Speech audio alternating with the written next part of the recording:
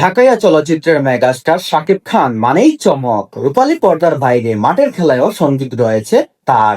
শোনা যাচ্ছে দ্বিতীয়বারের মতো আসন্ন বাংলাদেশ প্রিমিয়ার লিগ বিপিএল এর দল কিনছেন এই নায়ক।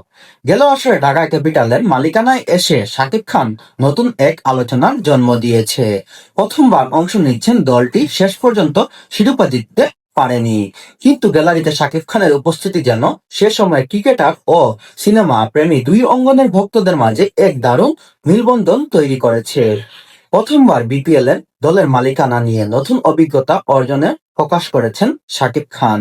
শাকিব খান প্রস্তুতি দিয়েছেন আগামীতে তার টিম আরো শক্তিশালী ও অগ্রসী হবে জয়ের জন্য।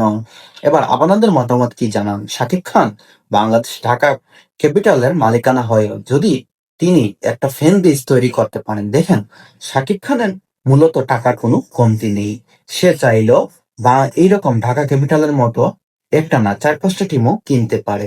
যেই জায়গায় শাকিব খান মানে ২০ মিনিটের জন্য ৩৫ লক্ষ টাকা চার্জ করতে পারে, তাহলে আপনি একটা জিনিস খেয়াল করেন শাকিব খানের কাছে কি পরিমাণে টাকা আছে।